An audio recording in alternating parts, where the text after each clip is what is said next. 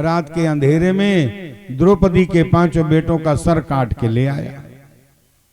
जैसे ही दुर्योधन ने देखा, ये क्या किया मित्र, तुमने तो वंश का नाश कर दिया, और इस तरह विलाप करते हुए अपने शरीर को छोड़ देता है।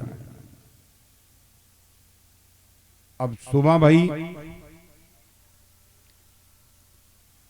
द्रौपदी ने जब देखा तो करुण क्रंदन करने लगी, दीवार में सर पटकने लगी। अर्जुन से देखा नहीं गया। अर्जुन ने अपना गांडीव उठाया,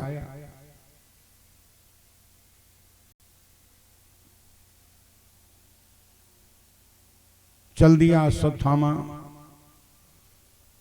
उसने ब्रह्मास्त्र का प्रयोग कर दिया। अर्जुन ने देखा कि ब्रह्मास्त्र आ रहा है तो अर्जुन ने भगवान को पुकारा।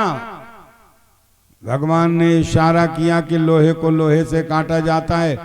अर्जुन ने भी ब्रह्मास्त्र छोड़ दिया। दोनों ब्रह्मास्त्र आपस में टकरा गए। अर्जुन बाल पकड़ के ले आए भरी सभा में।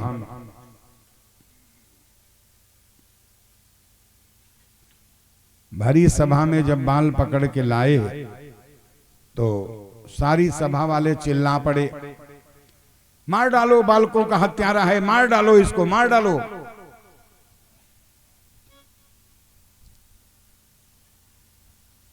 द्रौपदी, जरा ध्यान दीजिएगा भगवान के लोग होते कैसे। द्रौपदी स्त्री है हमारी आपकी तरह। 5 बेटे मारे गए उसके, रो भी रही है, दीवार में सर पटक पटक कर रो रही, 5 बेटे मार डाले। लेकिन जैसे ही हत्यारे के लिए आवाज आई, मार डालो उसको, मार डालो, बालकों का हत्यारा है, तो द्रौपदी ने कहा,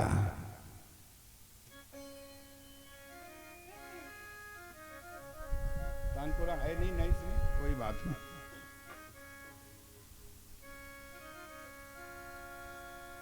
द्रौपदी सर पटक रही थी, अपने सर को रोका और क्या कहती है, उवाच च असहन्ति अस्य बंधन आनयम सति आनयनम सति मुच्यताम मुच्यताम येष ब्राह्मण नितराम गुरु। मुच्यताम मुच्यताम यानी छोड़ दो इसको, छोड़ दो। द्रौपदी कह रही है मत मारो इसको।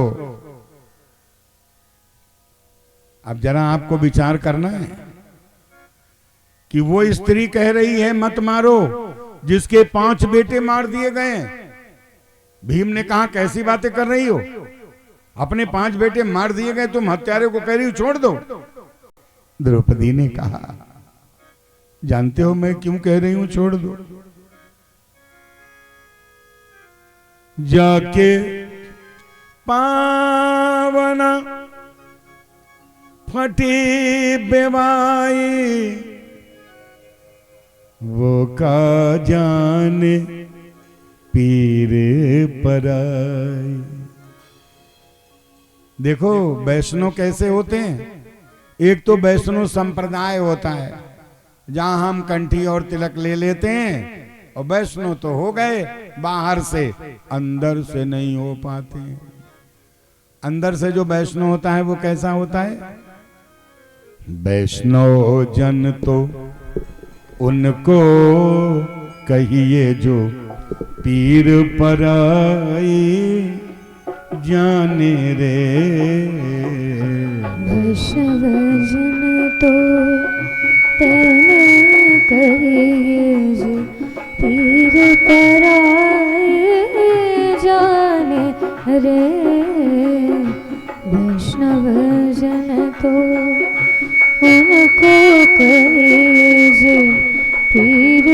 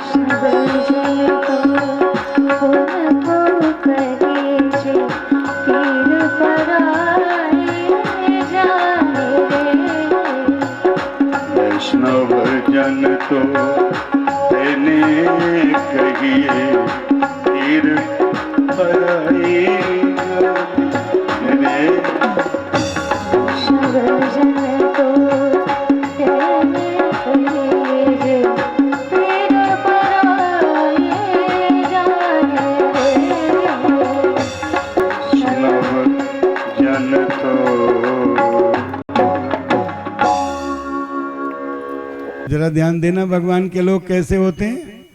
जो पराई पीड़ा जानते हो, जो पराई पीड़ा समझते हो, वो भगवान के होते हैं। अब ये कथा हम लोग सुन रहे हैं ना, तो विचार भी करें। जो जो शब्द भक्त के लिए बोला जा रहा है, तो हम अपने अंदर देखते भी जाएं। जैसे हमने कहा कि भगवान के वही होते हैं जिनके अंदर पराई पीड़ा में जो पीड़ित हो जाएं, वो भगवान के होते हैं। तो क्या आपके अंदर ऐसा अनुभव होता है? पराई पीड़ा देखकर आप पीड़ित हो जाते हैं, पराये दुख को देखकर आप दुखी हो जाते हैं, समझ लेना आप भगवान के हो। और पराई पीड़ा आप तक यदि नहीं पहुंचती है, तो आप अभी भगवान के नहीं हो। तो फिर क्या करना है? लगे रहिए, सुनते रहिए कथा, और अपने आप में कमी ढूंढते रहिए, दूसरों में नहीं, अपने आप में। बुरा जो देखन में चला, बुरा न मिलिया कोई, जो दिल खो जावा पुनः, मुझसे बुरा न कोई। एक बात जरूर ध्यान रखना, जो अपने आप में कमी ढूंढते हैं वही एक दिन भगवान के बनते हैं। तुम्हारे घर में गंदगी आती है तो क्या पड़ोसी का घर साफ करने जाते हो? झाड़ू तो अपने घर में लगाते हो, तो घर तुम्हारा ही तो साफ होगा। तो भैया मेरे, ये बुराई गंदगी है। अपने घर की गंदगी साफ करो, आपका घर सुंदर हो जाए, तब इसमें भगवान विराजमान होते हैं। मोह को कहा ढूंढे रे बंदे, मैं तो तेरे पास।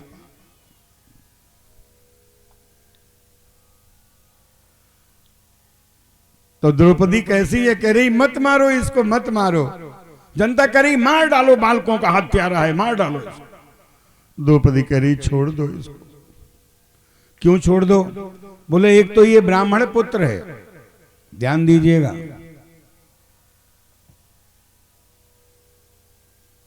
ये ब्राह्मण पुत्र है इसलिए इसको मत मारो। दूसरा गुरु पुत्र है। तीसरा अपनी मां का अकेला बेटा है, द्रौपदी कह रही है। और कह रही यदि तुम लोग इसको मार डालोगे ना तो इसकी मां उसी तरह रोएगी जैसे मैं रो रही हूं। और मैं बेटे के खोने की पीड़ा जान रही हूं इस समय। जरा विचार करो अपने अपने अंदर। द्रौपदी इसलिए नहीं मारने दे रही है दुश्मन को, हत्यारे को, अपने ही बेटे के हत्यारे को, कि इसकी मां भी इसी तरह रोएगी जैसे मैं रो रही हूं। तो अब जो हो गया सो हो गया, मैं तो रो ही रही हूं, आखिर इसकी माता क्यों रोए? उसको भी इसी तरह पीड़ा होगी, इसलिए इसको मत मारो।